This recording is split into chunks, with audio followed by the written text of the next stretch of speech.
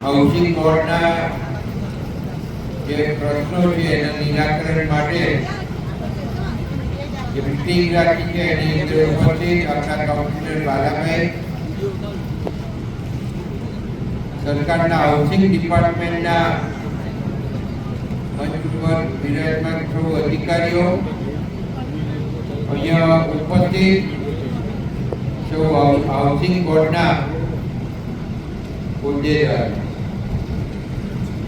અને તમારા પ્રમુખ તરીકે જે રાયમંડભાઈ દરબારે જવાબદારી સ્વીકારીને એમની સાથે બીજા કારોબારીના સભ્યોએ તમારા અને અમારા વચ્ચે સંકલન કરી અને સરકારમાંથી આપણો પ્રોજેક્ટ કેવી રીતના પૂરો થાય એના માટે રાયમંડભાઈએ, ભાઈ બાલાએ બધાએ ખૂબ મહેનત.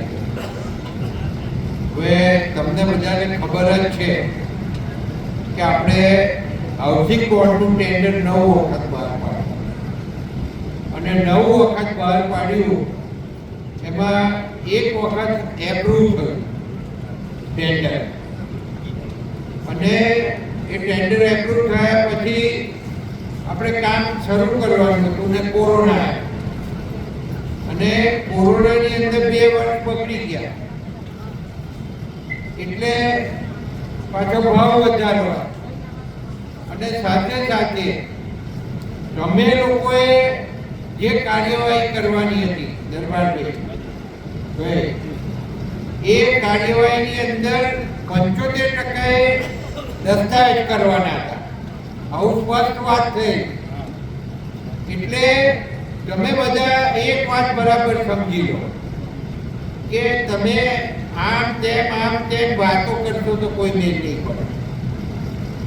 હજુ આજે પણ તમને ફરીથી કહું કે માન્ય મુખ્યમંત્રી શ્રી ભૂપેન્દ્રભાઈ પટેલ સાહેબે આપણી મીટિંગ લીધી છે અને આ પ્રશ્ન ત્યાં આગળ ચર્ચાયો અધિકારીઓની વચ્ચે અને આનો રસ્તો કેવી રીતના નીકળે તો એ પણ તમને અધિકારીઓએ સમજાવ્યું કે આ કામ કેવી રીતના આપવાનું, જે ના થઈ શકે, જે બીજે ક્યાંય નહીં થયું એવી રીતે આ કામ ના કોન્ટ્રાક્ટરને ખોટ જાય ના તમને મુશ્કેલી પડે એ રીતના આ કામગીરી જ્યારે આપવાની હોય ત્યારે તમારે વધારે તમારા હાથમાં જે વાત છે એ 75% દસ્તાવેજ કરવાની વાત છે. એટલે એક વાર પહેલા તો હું તો કહું જે હોય એ બધા, પણ તમારા વારસાઈના જે કંઈ કાગળો હોય કે તમારા કોઈ ફાધર કે મધર કે જેના નામે હોય, ગુજરી ગયા હોય ને વારસાઈ કરવાની હોય તો એની મેં આ સરકારી અધિકારીઓ જોડે વાત કરી લીધી કે ભાઈ તમારા ઉપલા અધિકારીની એકવાર અહીં લઈને આવી અને બેસીને ચર્ચા કરી લો અને અહીંયા જે મામલતદારમાં દરબારનું રજૂઆત હતી કે આપણે મામલતદારમાં જે પ્રશ્ન પતી જાય એવું કરીએ, બરાબર ને, વારસાઈનો તમારો. એટલે એ લોકોની પણ વારસાઈની જે રજૂઆત છે એના સંદર્ભે એકદમ પોઝિટિવ તમારા ઉપરના અધિકારીઓ નિરાકરણ લાવે અને આ લોકોની વારસાઈ થઈ જાય અને વારસાઈ થઈ જાય તો આપણે દરબાર 75% ઉપર, હું તો કહું 100% તમે કરો, પણ હવે ટાઈમ નહીં, તમારે ઝડપથી કરવું પડે. એટલે ગોળ ફર્યા વગર એકવાર રસ્તો કાઢો, કારણ કે આ મત પાડી દીધી છે અને આમાં સરકારી અધિકારીઓને માનવું છે કે હવે ટેન્ડર ફરીથી ભરાય એટલે ટેન્ડર ભરાવાનું અને 10મી વખત થવાનું ટેન્ડર. એટલે તમારા માટે કોઈ પ્રયત્ન નહીં કરતું એવું તો છે જ નહીં.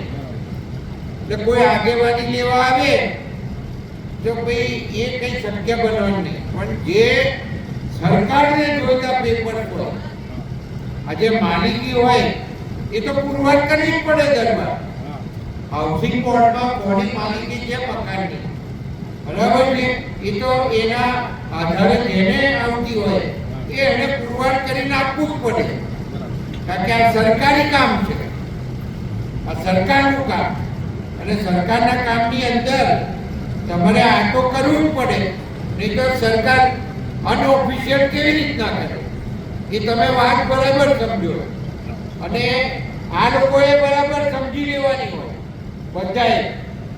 આપણે ખોટા ખોટા આર્ગ્યુમેન્ટ કરવામાં પડીશું તો તમારો સમય બગડશે અને કામ નહીં થાય.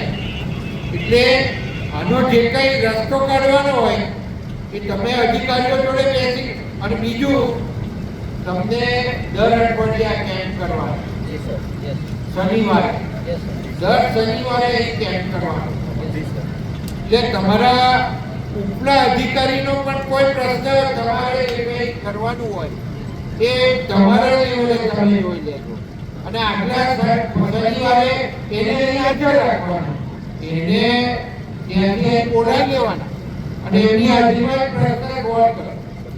પણ જે સીએમ સાહેબની સૂચના છે એ પ્રમાણે આપણે 1 મહિનો અને વધુ દરબાર હું એક્સટેન્ડ કરાવી 1.5 મહિનો.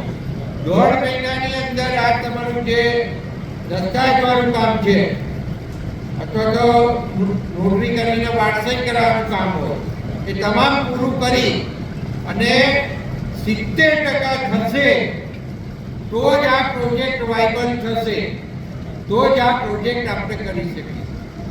એટલે હવે આના માટે તમારે જે કરવું હોય બહાર કરતા રહેવાનું હોદી લાઈન કરવું હોય તો એ ટૂંકમાં જે ટાઈમ છે આ ટાઈમ છે તમારે એ બાલોય લાગવી પડે, તમે સૌ સભ્યોય લાગવી પડે, બધાના નામ નહીં જાય પણ તમારા કમ્યુનિટીમાં હોય એ બધા લાગી જાય આ કામ અને 75% કરી આપો એટલે સીધું આપણે ટેન્ડર બહાર પડાવે અને આ નેગેટિવ ટેન્ડર છે.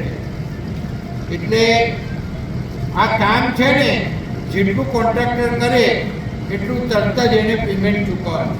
એ રીતના આપણે સરકાર સાહેબે એટલે મુખ્યમંત્રી સાહેબે સરકારે આપણા માનનીય મુખ્યમંત્રી ભૂપેન્દ્રભાઈ પટેલે આપણી ઉપર રહેમ નજર રાખીને અને આ જે થયું છે કુદરતી આપત્તિમાં એના કારણે થઈને આ ગુજરાતમાં એક જ જગ્યાએ આવો આપણો પ્રોજેક્ટ હાથ પર લીધો છે. એટલે હવે આ છેલ્લી તક છે એવું માની લેવાનું, નહીં તો નહીં થાય એક પણ માની લેવાનું. એટલે કોઈ પણ જાતના આર્ગ્યુમેન્ટો કર્યા વગર અને તમે એવું કહી દો કે સરકાર આમ કરી દે આમ કરી દે તો એના હાથમાં નથી. માન્ય મુખ્યમંત્રી શ્રીને હાથમાં ના હોય બાબતો, કારણ કે અગાઉ જેને અપાઈ ગઈ હોય મિલકત હાઉસિંગની ફ્લેટની એ બદલાઈ જાય તો સરકાર એને મકાન નહીં આપી શકે. ખ્યાલ આવે ને કે આના માટેના જે કંઈ પ્રોસિજર છે એ નિયમ મુજબ થતા હશે, એમાં જરાય તમે મુશ્કેલી થાય એવું ના કરજો. ફ્લેક્સિબલ રહી અને તમારા અધિકારીને ફરીથી એક વાર કહું છું કે અહીંયા જ બોલાવજો કે આ સૂચના જ છે માન્ય મુખ્યમંત્રી અને આપણા કમિશનર હતા મિટિંગમાં. એટલે આ બધું જ અહીં પતાવશે પણ તમે પૂરું કરો પહેલા. અને જો તમે પૂરું ના કરો તો આ શક્ય નથી એ કહી દો. એટલે પછી તમે ગમે એટલા દમ પછાડા કરશો તોય નહીં શક્ય બને. અને આ બધું મહાપરાણે ઊભું કર્યું કારણ કે આ જગ્યા એવી છે, આ લોકેશન એવું છે. બીજા મોટા સિટીઓમાં હાઉસિંગ બોર્ડના પ્રોજેક્ટ છે એ તરત પતી જાય છે કારણ કે એને બીજે એફએસઆઈ મળે, કોન્ટ્રાક્ટરને એને શોપિંગનો એરિયા મળે તો એ ફટફટ વેચાઈ જતો હશે. એટલે અહીંયા આ જગ્યા એવી છે કે જ્યાં કોઈ આવે નહીં, એનું ઇન્વેસ્ટમેન્ટ કરે નહીં એવું થાય. એટલે સરકારે આ બધા રસ્તા કાઢ્યા અને એટલે તમે ખાસ કરીને મેં કહ્યું એમ ફરીથી બધા જ કોઈ પણ જાતના આર્ગ્યુમેન્ટ કર્યા સિવાય તમે જેટલા કલાક બગાડવા પડે બગાડજો. આ લોકો જો બેસી અને એના રસ્તા સરકારી કર્મચારીઓ જોડે બેસી શોધી અને પૂરા કરજો. અને જે 75% દસ્તાવેજ આપણે કરવાના છે એ તમે ગમે એમ કરી દેજો. અને આમાં એવું ના કહેશો કે આ તો નહીં થાય એવું અને આમ છે અને તેમ છે એવું કરવા રહેશો તો આપણું કામ નહીં થાય. આ બહુ સ્પષ્ટ વાત છે. એટલે આ જે નિર્ણય થયો છે એ આ બધાની વચ્ચે મેં કહી દીધો અને આ બરાબર અમલવારી કરાવજો, બરાબર છે. અને જેને જે જગ્યાએ ટૂંકમાં તમારે શોધવા પડે તો શોધીને જે કરવાનું હોય એ આખી કામગીરી કરાવો. અસ્તુ, આભાર. અને ફરીથી એકવાર માનનીય મુખ્યમંત્રી શ્રી ભૂપેન્દ્રભાઈ પટેલ સાહેબનો હું ખૂબ ખૂબ આભાર માનું કે 9 વખત ટેન્ડર થયા પછી આ ફરીથી 10મી વખત ટેન્ડર બહાર પાડવા માટેનો આપણને પ્રોસિજર કરી આપ્યો છે. તો આપણે એમાં રસ લઈને કાયદેસરની પુરવારતા આપણા પોતાની ફ્લેટની મારી છે એવું પુરવાર કરવા માટે જે દસ્તાવેજ જોઈએ એ દસ્તાવેજ તમે અહીંયા પ્રોડ્યુસ કરશો એટલે સીધું કામ શરૂ થઈ જાય. આભાર. અસ્તુ. ભારત માતા.